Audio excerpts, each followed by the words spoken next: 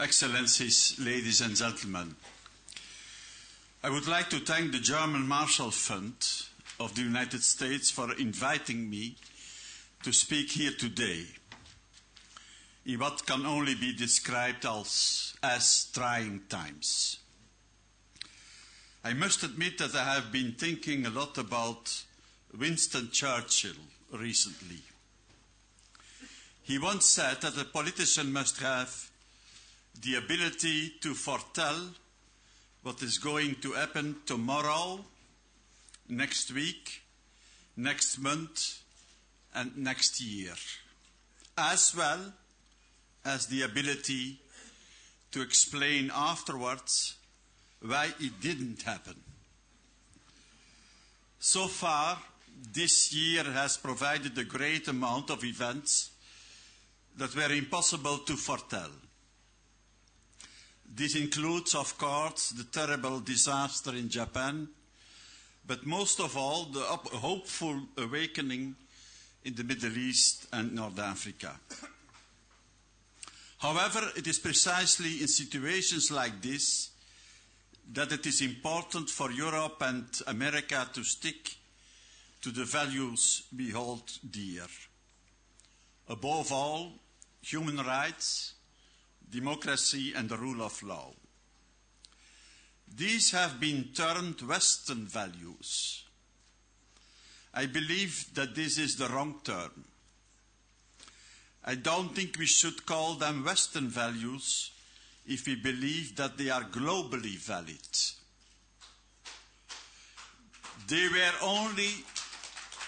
only first discovered in the West, beginning in ancient Greece, to be precise. But they were developed in a dialogue with other cultures, and in their present form, like in the United Nations Declaration of Human Rights, they are truly universal. I believe the young protesters of the Middle East are the best proof of this when they demand the resignation of authoritarian rulers, the introduction of checks and balances, and multi-party elections. If we want to remain faithful to those universal values, we have to help the people in the Middle East as best we can. In extreme cases, this may involve the use of force, as we can see in Libya.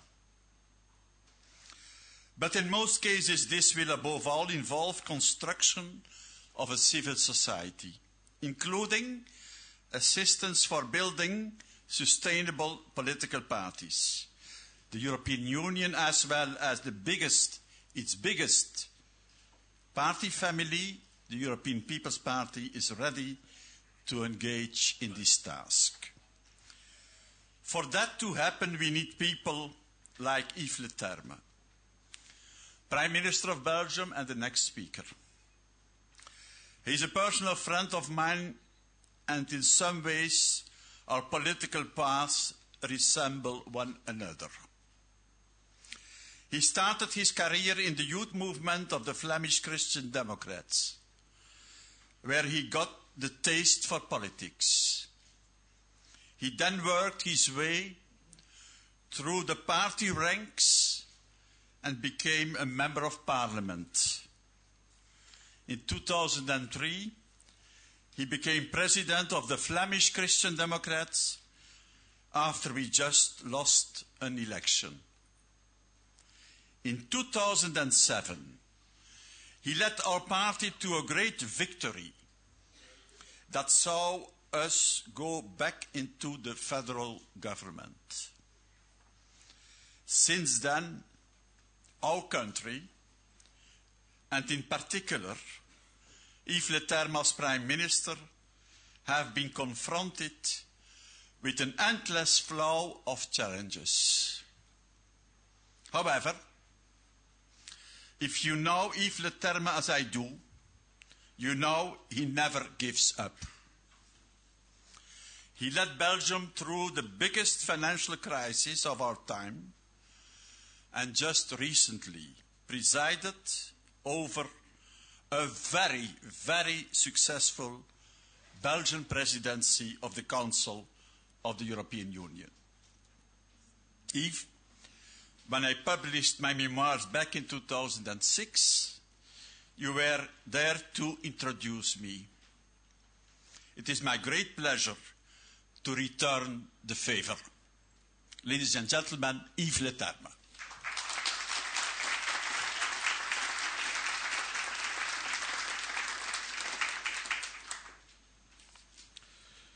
Thank you very much, Mr. Prime Minister and President of the European People's Party. Ladies and gentlemen, Excellencies, dear colleagues and friends, ladies and gentlemen. Let me first of all say that we are very pleased to host this event. It's an honor for Belgium, for my country, to host what is called the Brussels Forum. Thank you for choosing Brussels. Ladies and gentlemen, I would like to start quoting Nehru. He once said, "Crises and deadlocks, when they occur, have at least this advantage, that they force us to think." He was right. And these days, we have indeed a lot to think about. As Wilfried Martens already said, on Europe's doorstep, today we see what has been called an Arab Spring. In one country after another, from North Africa to the Middle East, people have taken to the streets to demand freedom. Freedom from oppression, freedom from corruption, freedom to think and speak for themselves. And this crisis indeed forces all of us to think. Of course, we do not yet know what the outcome will be, but this we do know. Once again, it is shown that the aspiration to human dignity is, as Wilfried Martens said, a universal human aspiration. Ladies and gentlemen, some years ago, three people representative of what is called the international community, already made a compelling case for this universal human right to live standing up, not kneeling down. They were Kofi Annan, General Secretary of the United Nations, Federico Mayor, Director of UNESCO, and Mary Robinson, UN High Commissioner for Human Rights. Indeed, in a joint message on International Press Freedom Day in 1999, they said, and I quote, "In the world there are those who still question the value of freedom of speech to their societies, those who argue that it threatens stability and endangers progress, those who still consider freedom of speech as an imposition from abroad and not the indigenous expression of every people's demand for freedom. But this argument is never made by the people, but by governments. Never by the powerless, but by the powerful. Never by the voiceless, but by those whose voices are the only ones allowed to be heard. Let us put this argument once and for all to the only test that matters, the choice of every people to know more or know less, to be heard or be silenced, to stand up or to kneel down." End of quote. Ladies and gentlemen, how right they were. Right now we see that the voiceless are making themselves heard, that the powerless have brought down some of the powerful. And from all of them, the message is very clear. They want to stand up, not to kneel down. As the demonstrators earlier in Central and Eastern Europe have done in 1989, they are saying, "We are the people." And this crisis, this indeed makes us think. As I've said, we do not know yet what the outcome of those revolts will be. Indeed, much will depend on the wisdom of those who protest and on the restraint of the rulers who are challenged. Happily, until now, only in the Libyan case, military action was undertaken against the population. But in any case, one thing we do know.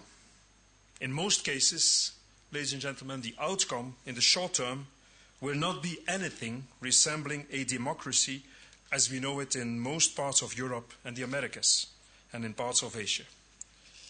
But of course, we should not blame them for that, because democracy, as we experience it, is not a flower that can easily be transplanted in other soils. It is rather a slow-growing plant. And the bitter reality is that the more ruthless a dictatorship is, the more scorched the earth it leaves behind. The bitter reality is that the more reasons people have to revolt, the more difficult they will find it to install a system of open and accountable government. Because the earth, left by their former tyrants, is so unreceptive to it. But, of course, this should not discourage them. And it should not make those of us who live in democratic countries skeptical or cynical. On the contrary, we can and we must help those who have brought down tyranny to follow the path of freedom, to follow the path of accountable government. We can intervene to prevent the tyrant who clings to power to crush a popular revolt with gunfire, bombs and tanks, as we do now in Libya. We can and must help all those people who want to live standing up, not kneeling down. But we can only give support. We cannot change their political systems in their place. As Mahatma Gandhi said, and I quote, "The spirit of democracy cannot be imported from without, it has to come from within," end of quote. Ladies and gentlemen, indeed, crisis forces us to think. And the revolts in the Arab world, just as other popular uprisings past and future, demonstrate that there is indeed an international community. It is a community not of governments, but of ordinary people who share the same aspirations to human dignity. Popular revolts against oppressive governments demonstrate something else. They show us that the regimes that govern without the consent of their people only bring a semblance of stability. Sooner or later, a spark ignites revolts and they are toppled. This means that promoting open and accountable government is not just a matter of principle, of conviction. It is also a matter of international stability. Democracies can seem messy, and often they are messy indeed. But at the same time, open governments are accountable, open governments are predictable. And in this way, they contribute to international stability. All of us who abhor violence and war have an interest in promoting and spreading open government. But this is, of course, easier said than done. It means indeed walking a thin line between respect for national sovereignty on the one hand and, on the other hand, intervening when governments fail in their responsibility to protect their own citizens, and by doing so threaten international peace. Ladies and gentlemen, this Brussels forum, with decision and opinion makers from so many countries and walks of life, this forum is indeed an excellent laboratory to discuss this most important challenge which confronts us.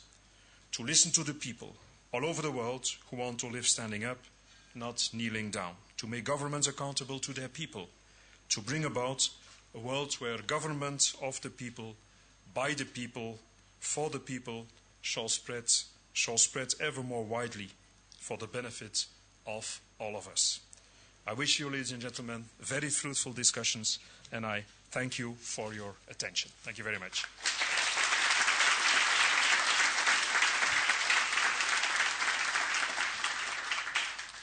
Thank you so much. It was a perfect tone to set for the beginning of this conference. It's now my privilege to introduce Herman van Rompuy, President of the European Council. In a long career as a scholar, a poet, a politician, he's had an accomplished life. I won't go through the long list of posts that he held, but he did serve as the Prime Minister of Belgium, and especially at a time when we were really developing the Brussels Forum and had immense help from him then. He is now the President of the European Council, tasked with helping to implement this new structure, and he's kindly agreed to set the tone for the rest of this conference with his opening remarks tonight. Mr. Van Rompuy.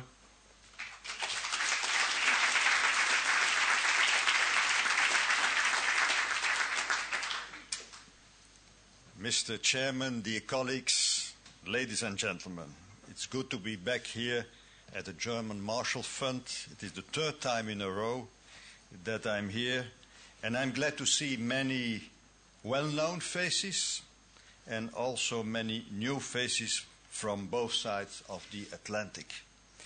As you may know, I come right out of a two-day meeting of the EU's 27 heads of state or government. And two colleagues that were present, the Prime Minister Leterme and Donald Tusk, have already spoken to you.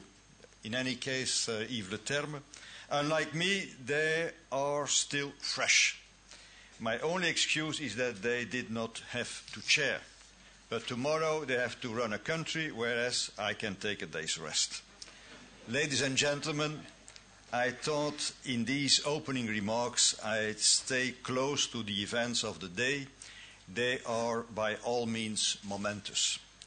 I shall focus on two issues: our work on the Eurozone's financial stability and the situation in Libya and the Arab world.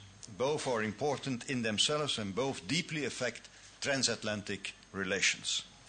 When I spoke here 1 year ago, almost to the day, the world looked quite different. As regards the euro, the crack of the Greek problem had appeared, but nobody had foreseen it could become a threat to all European economies, as we were to find out soon after. 12 months and one euro crisis later, we have completely rebuilt the way we govern the Eurozone. It is quite, I can say, it is a collective work, but it's quite an achievement. As regards Northern Africa and the Middle East, 1 year ago, the burning sun of oppression seems relentless, like a law of nature. And today, there are revolts all over the region. Things good, mostly good, and bad, violence and war happening, but no clear outcome yet. Ladies and gentlemen, let me first say something more on the most recent economic policy making. We have worked hard on that over the last 2 days and in fact over the last month. But before going into that, it may be useful to remind you that the European economies and the Eurozone have sound fundamentals. Firstly, economic growth. In the Eurozone has been quite good. Economic growth in 2010 around 1.7, and the forecasts for this year and next year are encouraging, with growing getting close to 2%. Secondly, the euro is a stable currency. Its value is well above that at which it was launched. When it was at 80 cents, nobody said it was in danger. And now at around $1.40, the euro is attacked for being weak. Thirdly, the Eurozone as a whole has an equilibrium on the current account of the balance of payments. Indeed, we have internal divergences, but those are our own business. So unlike other major economies, you see I'm very cautious, we do not contribute to the global imbalances.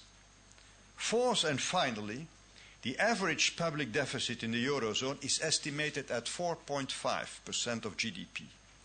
That is definitely too high, and all countries make budgetary efforts to decrease it. The deficit rate is still way below that of other industrial countries. The estimations for the US are 9% deficit in 2011. And I'm only recalling a basic fact. Strangely enough, it is often overlooked. Of course, these sound figures are not to deny we faced a difficult moment, starting with the Greek debt crisis. However, we have dealt with that. there were no instruments at all when I arrived a year ago in office. A lot of countries benefited from the positive effects of the euro, like the low interest rate. This proved to be a sleeping pill for countries with high public deficits, just as it proved an incentive for households and companies to overinvest in bubbles. The financial markets slept also, although some countries had large balance of payments deficit. Nobody had the political will to act. As I often said last year, we had to build a lifeboat at sea, but we did it. And now, keeping the image with the full package of decisions taken this month and yesterday and today, we bring the Economic and Monetary Union into safer waters. In fact, exactly 1 year ago, on the 25th of March, the European Council decided to improve the EU's economic surveillance and coordination in launching a task force on economic governance. 1 year later, we have witnessed a sea change. In 12 months, the working of the Economic and Monetary Union and the Eurozone has fundamentally improved. We have new rules, we have new instruments, and we have more ambitious policies. It was an effort of all institutions and all member states. It was not always easy, not always without drama, but the political will has been unflinching. Our sense of direction has been clear and the results are there. I think we can be satisfied. If I had to summarize, I would say that the overall economic package embodies two basic lessons we are drawing from the crisis. Firstly, the need to collectively secure the Eurozone stability, and secondly, each member state needs to take its full individual responsibility. So we have a collective responsibility and an individual responsibility. The first basic lessons started from the extraordinary interdependence of countries, a point hammered home by the financial crisis. Just as in September 2008, the fall of one big American bank triggered a global economic crisis. So last spring, the crisis of one small member state, 3% of the Eurozone GDP, became the crisis of the Eurozone as a whole and even a threat to the recovery of the world economy, starting the crisis in one small European country. This danger for the Eurozone had not been foreseen. Many smart analysts, the prophets of the past, have explained why a monetary union without a fully fledged economic union could not work. It can work. And examples taken from the 18th century will not convince me. However, nobody had taken the full measure of the risk of contagion, the danger of the weakest link jeopardizing the rest. When the problem appeared, we faced an unknown situation. It was a moment for strong political action, a challenge we lived up to last May. Yesterday, we finalized the work on this first basic lesson, the need to collectively ensure the financial stability of the Eurozone. We adopted the final decision on the permanent stability mechanism, including a treaty change to give the mechanism full legal certainty. We confirmed the operational features of the mechanism. We will make sure that €500 billion is available with the AAA status. We will have full firepower. We have also agreed to ensure that a temporary facility has an effective lending capacity of €440 billion. This will be in place in June. And earlier, we showed our sense of collective responsibility by helping both Greece and Ireland with rescue packages. This development has deeply changed political balances. And that's why much of the debate for the last year has been about finding a new political balance in the Economic and Monetary Union, finding a new balance between, on the one hand, this collective responsibility, or you can call it solidarity, and on the other hand, the responsibility of each individual country for our common good. The political constraints on both sides are considerable. Governments faced with the need for austerity measures and economic reforms had to take courageous decisions, and they did. They are mostly succeeding, even if they know that unpopularity is awaiting them. The governments of Ireland and Portugal both fell over austerity measures. Other governments had to convince their public opinions to step in with loans. That is not easy either. In some countries, the issue is key in the current election debate, for instance in Finland. So here the stakes are high as well. Between all these constraints, we have found this balance, because we also have a whole series of measures to improve member states' economic performance. A stronger stability and growth pact on fiscal surveillance, the new macroeconomic surveillance on competitiveness, and our EU 2020 strategy on more economic growth, structural economic growth. On top of all that, we adopted yesterday what we call the Euro Plus Pact. This will improve economic policy coordination between the Euro countries and some others. We call it the Euro Plus Pact for two reasons. Firstly, because it is about what the Eurozone countries want to do more. They share one currency and wish to undertake extra efforts on top of existing rules and efforts. Secondly, it is Plus Pact because it's also open to the others. And that's why I'm glad that 6 colleagues from non-Euro countries announced that they will join the Euro Plus Pact. And they are Denmark, Poland, Latvia, Lithuania, Romania, Bulgaria. The pact will remain open for the others to join later. So in 12 months we really have to come a long way. A crisis is never an easy experience. Indeed, some of the naive joy of the Euro's successful first decade has disappeared. As a result of the last 12 months, the economic and monetary union has perhaps become, like Ernest Hemingway's hero, sadder and wiser.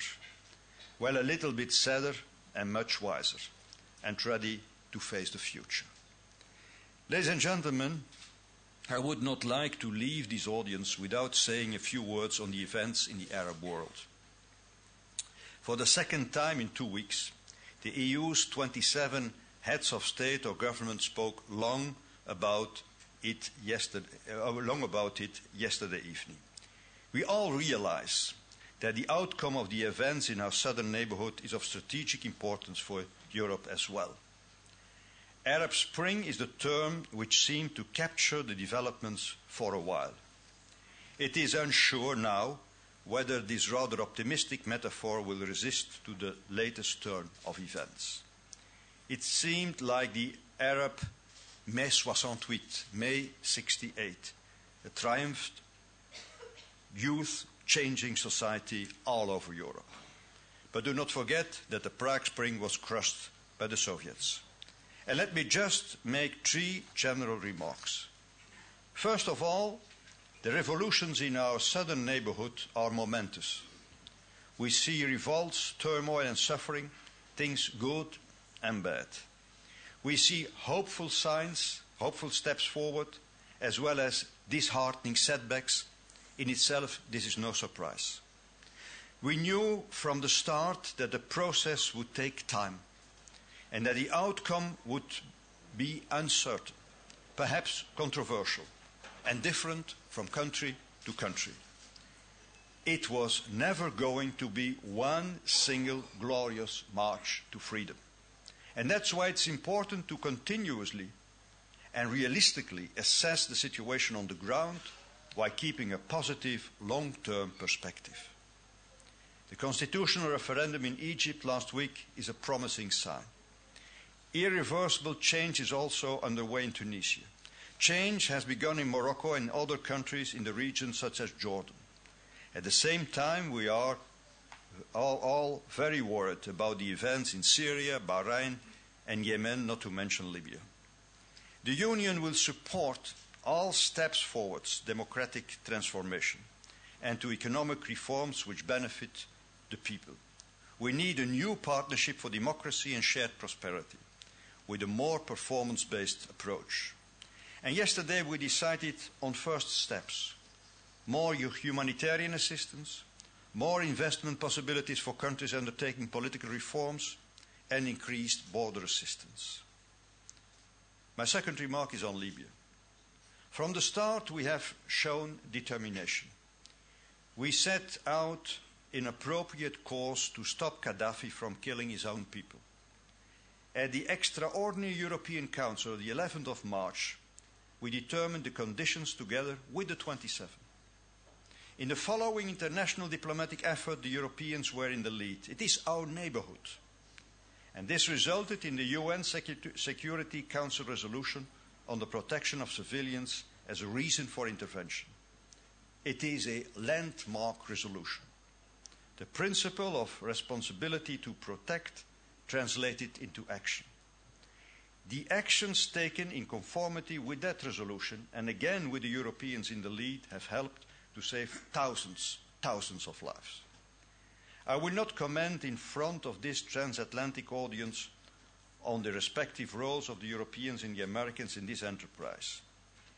It is maybe too early for that. In any case, the transatlantic cooperation has been very good, confirmed now by NATO assuming its role and taking command of the no-fly zone and the arms embargo. But perhaps we do see a remarkable change of roles. We see that Europeans are willing to take risks to defend their values. I hope that this will prove to be a more general change in our foreign policy. Political and social reforms were and are too low on our foreign policy agenda. 2 decades ago, the people in Central and Eastern Europe corrected us, and today the people all over the Arab world did the same. Today, the European Council took further significant decisions on Libya. Further sanctions against the regime. We want to stop their income flow from oil and gas sales. More humanitarian assistance if needed, because the situation remains worrisome. And the confirmation of our political objectives. Gaddafi must go, and there must be a political transition led by the Libyans. We stand ready to help them in that transition. And a third and final, more general point. Later this year, on both sides of the Atlantic, we will commemorate the 10th anniversary of the 9/11 attacks. Back then, it seems the beginning of a new era. Supposedly an era of violence and tensions between the West and Muslim countries. The amazing events of the past weeks changed the picture. They do not fit in the post-9/11 frame. The uprisings in Tunisia, Egypt and Libya have nothing to do with fundamentalism. No, the protesters' aspirations are familiar to young men and women all over the world. Jobs and justice, a say in their country's politics, the right to speak. We witness no extremism, no clash of civilizations, but an episode in the fight for freedom and for justice. And to conclude, ladies and gentlemen, one of the lessons is that the people in those countries believe more sometimes in our values than we do ourselves. For us, it is a lesson in humility. It can be the start of a new trans-Mediterranean dialogue. Politics is more than trade. It is a hard lesson, but we are capable of learning that lesson. Our political and military initiatives prove this awareness. Thank you.